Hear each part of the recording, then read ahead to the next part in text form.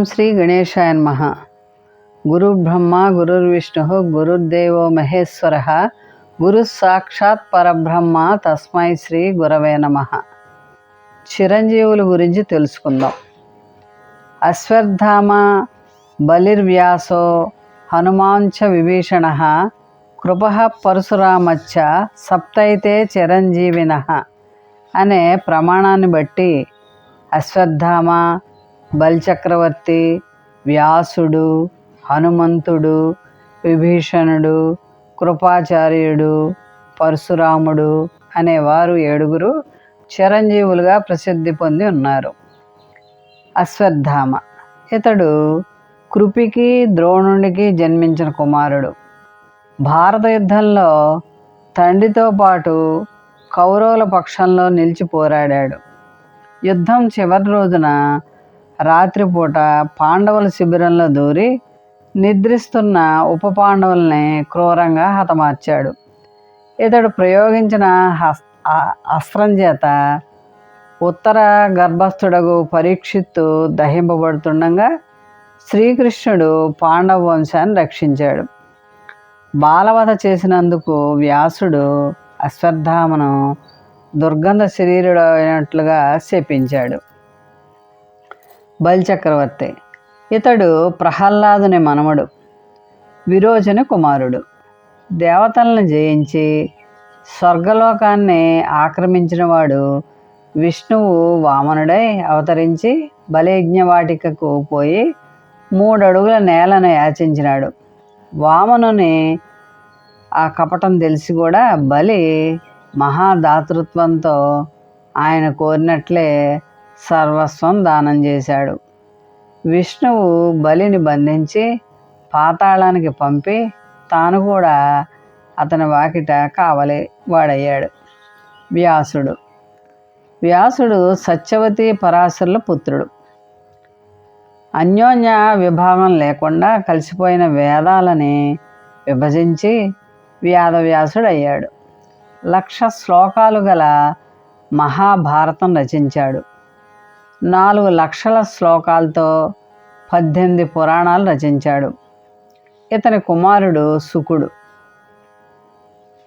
తరువాత వాడు హనుమంతుడు. వానర జాతిలో కేసరికి, అంజనాదేవికి వాయుదేవాంశంలో పుట్టినవాడు హనుమంతుడు. ఇతడు శ్రీరాముని భక్తుల్లో అగ్రగణ్యుడు, మహాబలశాలి. సీతను అన్వేషించడానికి పోయి ఆమెను చూడడమే కాకుండా లంకా నగరాన్ని కూడా దహించి వచ్చి శ్రీరామునికి సీతా వృత్తాంతాన్ని తెలియజేసిన వాడు ఇతడు నేటికి కూడా హిమాలయాల్లో చిరంజీవిగా ఉన్నాడు. విభీషణుడు విశ్రవసుకి కైకసి అందు 3వ కుమారుడిగా జన్మించిన వాడితడు. రావణాసురుని తమ్ముడు. సచ్చీలుడు ఇతను. సీతను అపహరించి తెచ్చడు తప్పు అని అన్నతో విన్నవించి అతని చేత అవమానింపబడ్డాడు. తరువాత రామునికి శరణాగతుడయ్యాడు. రావణ మరణానంతరం లంకా నగరానికి పరిపాలకుడయ్యాడు. కృపాచార్యుడు ఇతడు సత్యధృతి కుమారుడు. కృపి ఇతని సోదరి. ద్రోణుడు హస్తినా నగరానికి రాకముందు కౌరవులకు కృపుడే ఆచార్యుడిగా ఉన్నాడు.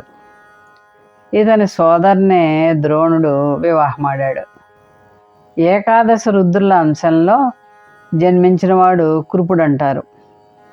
గౌతముని వంశంలో జన్మించినవాడు కాబట్టి గౌతముడు అని కూడా వ్యవహరింపబడినాడు. భారత యుద్ధంలో కౌరవుల పక్షాన పోరాడినవాడు ఈ కృపాచార్యుడు. తరువాత పరశురాముడు. దశావతారాల్లో ఒక అవతారమైన పరశురాముడు రేణుకా జమదగ్గుల కుమారుడు.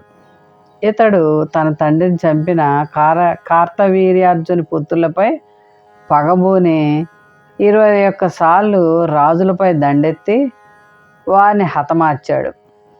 చివరికి శ్రీరాముని ముందు తన తేజం కోల్పోయాడు.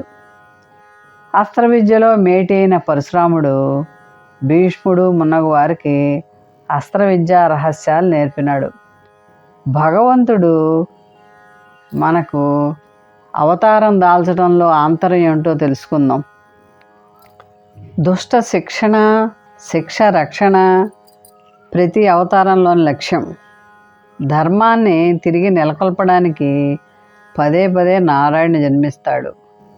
అవతార పురుషుడు మానవ రూపంలో కనిపించినా మానవులకు అంటే గుణ కర్మలకు అతీతంగా వ్యవహరిస్తాడు. నారాయణుడు సద్గుణ సంపన్నుడు, సర్వశక్తి సంపన్నుడు అయినా తన శక్తుల్ని వృధాగా ప్రదర్శించడు. చివరి క్షణం వరకు సహనం ప్రదర్శిస్తాడు. మార్పు చెందే అవకాశాలు ఇస్తాడు. అవతార పురుషుడి మంచిని అసమర్థతగా పిరిగితనంగా భావించి రాక్షసత్వం మరింతగా ప్రదర్శించినప్పుడు సంహారం చేస్తాడు. హిరణ్యకశిపుడు భగవంతుని ఉనికిని ప్రశ్నించి గర్వంగా అడిగేసరికి స్తంభంలో నుండి నరసింహ రూపంలో వచ్చి రాక్షస సంహారం చేశాడు. అలాగే ఆంజనేయుని బాణాలతో హింసించినప్పుడే శ్రీరామచంద్రుడు ఆగ్రహంతో రామబాణం సంధించాడు. అది అవతార పురుషుని గుణం. చివరి క్షణం వరకు అవతలి వ్యక్తిలో సహజ మార్పును తెచ్చే ప్రయత్నం చేస్తాడు భగవంతుడు. ఇలా వీరందరూ కూడా ప్రాతస్మరణీయులు, చిరంజీవులై నేటికి మనని రక్షిస్తూ ఉన్నారు.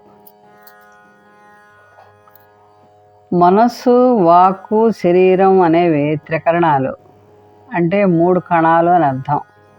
ఇవి పరిశుద్ధంగా ఉండాలి. వీటిలో ఎటువంటి మాలిన్యం ఉండకూడదు.